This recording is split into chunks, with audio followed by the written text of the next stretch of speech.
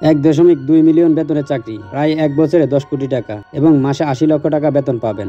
আপনার কাজ হলো শুধুমাত্র এই লাইট হাউসকে পাহারা দেওয়া। আপনার কি এত সাহস আছে এই চাকরি করার জন্য? আপনাকে প্রেসার দেওয়ার মতো আপনার কোনো বস থাকবে না। আপনার যখন খুশি ঘুমাবেন, যখন খুশি ঘুম থেকে উঠবেন, সাগরে প্রকৃতি দেখবেন এবং মাছ ধরে খাবেন, খেয়ে দিয়ে নিশ্চিন্তে ঘুম যাবেন। শুধুমাত্র আপনার একটি কাজ, এই লাইট হাউসের উপরে বাতিটি সঠিকভাবে কাজ করছে কিনা তা দেখা। আর শুধু এতটুকু কাজের জন্য আপনাকে মাসে 80 লক্ষ টাকা বেতন দেওয়া হবে। কিন্তু সবচাইতে বড় কথা হলো এই চাকরি কেউ করতেই চায় না, কারণ বিশ্বের সবচাইতে ভয়ঙ্কর চাকরির মধ্যে হলো এটি একটি। জুমিং লাইট হাউস কে পাহারা দেওয়া, কারণ এটি সাগরের মাঝপথে এবং ভয়ঙ্কর জায়গায় অবস্থিত।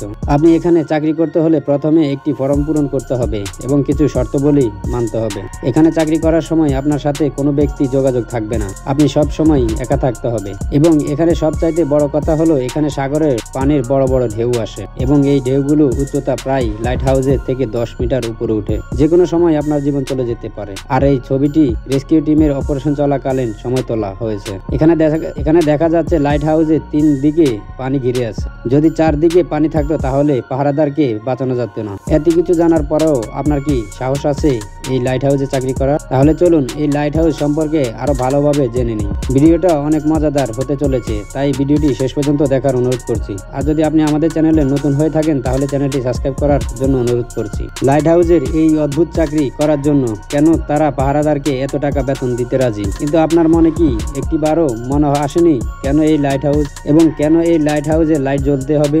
আর এই লাইট হাউসের কারণ জানতে হলে আমরা ইতিহাসের পাতা দেখতে হবে। যখন লাইট হাউসের জন্ম হয়, আমি আগের দিনের কথা বলছি, যখন কোনো দূরবর্তী কোনো জায়গায় যাওয়ার জন্য ছিল না কোনো গাড়ি, ছিল না কোনো রাস্তা। তখন শুধু দূরবর্তী কোনো জায়গায় যেতে হলে একমাত্র রাস্তা ছিল সাগর দিয়ে চলাচল করা। সেই সময়ের এক ক্যাপ্টেন ছিল মার্সিয়াস।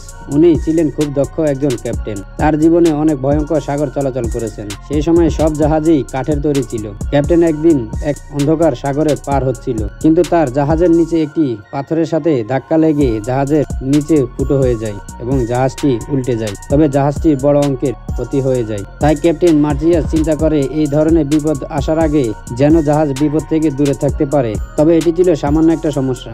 আপনারা জানেন সাগর কত বড়, যা প্রশান্ত মহাসাগর অনুভব করা যায়। যদি আপনি 7টা মহাদেশকে একসাথে করেন, তার থেকেও প্রশান্ত মহাসাগর বড় হবে। এটা তো সামান্য ব্যাপার।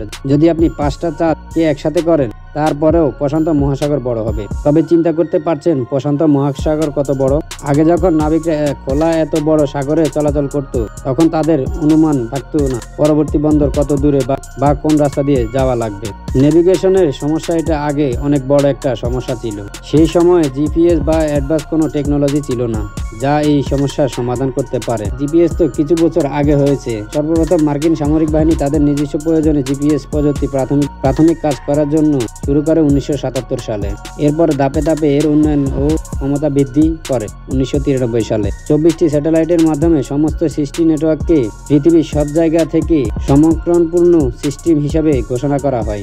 কখনো কখনো আমরা গুগল ম্যাপ দেখেও ভুল রাস্তায় চলে যাই। তাহলে আগের দিনে জাহাজের নাবিকরা কিভাবে সঠিক রাস্তায় যাবে? তারা মূলত চাঁদ, সূর্য, তারা এগুলোর উপরে ভরসা করে এত বড় সাগর পথ চলতেন এবং আরো অনেক বিপদের সম্মুখীন হতে হয়, যেমনটা ক্যাপ্টেন এলিয়াজের সাথে হয়েছিল। একদিন তার নাবিকদের নিয়ে প্রশান্ত মহাসাগর পাড়ি দিচ্ছিল। রাতে হঠাৎ করে ঝড় শুরু হয়ে যায়। পুরো আকাশ কালো মেঘে ঢেকে যায়। আকাশে তারাগুলো কালো মেঘের নিচে ঢাকা পড়ে যায়। তখন তাদের জাহাজটি রাস্তা হারিয়ে ফেলে। পরের দিন সকাল হলে দেখতে পায় তারা হারিয়ে গেছে। তাদের কাছে না ছিল পানি, না ছিল কোনো খাবার, আর ক্ষুধা আর তৃষ্ণা। নাবিকদের অবস্থা খুবই খারাপ হয়ে গেছে।